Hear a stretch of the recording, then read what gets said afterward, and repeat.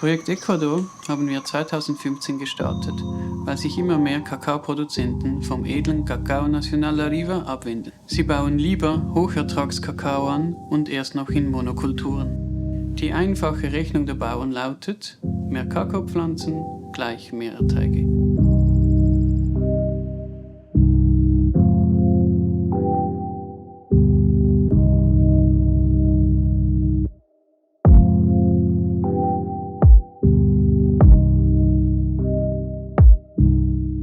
Durch diese Negativspirale verschulden sich viele Bauern und müssen ihren Hof aufgeben. Oder aber die Bauern besiedeln in ihrer Not wertvolle und intakte Tropenwälder.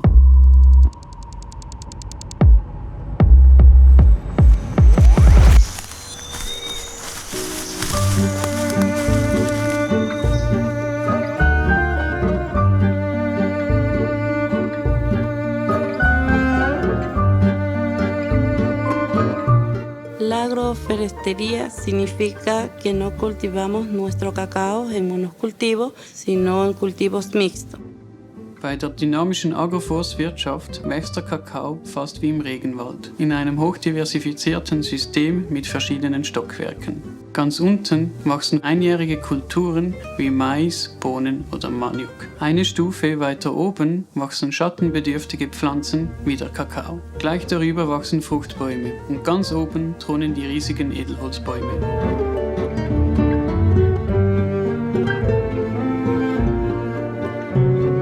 Damit sich die verschiedenen Kulturen ihrem Wachstum unterstützen, werden sie stetig und gezielt zurückgeschnitten. Dadurch entstehen gewaltige Mengen an organischem Material.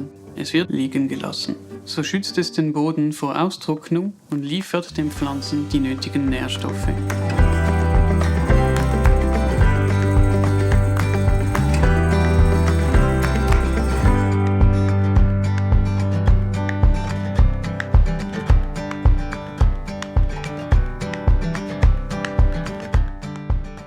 Últimamente hemos logrado tener un acceso a mercado para los productos asociados que se están produciendo en las fincas. Productos como el mango, la naranja, el plátano, el orito, la yuca. Muchos de ellos nuestros productores los venden en el mercado local y también hemos logrado entrar al mercado con varios procesadores.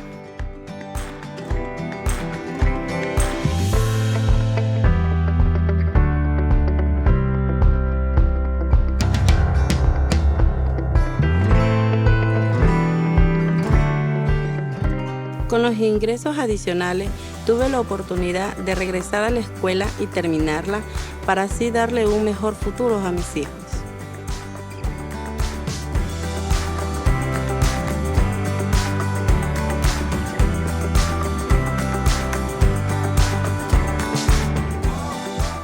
Con el Premio Suiza de Ética ganado el año pasado, para nosotros significa el esfuerzo de haber realizado este proyecto finca con los agricultores. Eso nos permite seguir trabajando con mucho esfuerzo en mejoras del pequeño agricultor.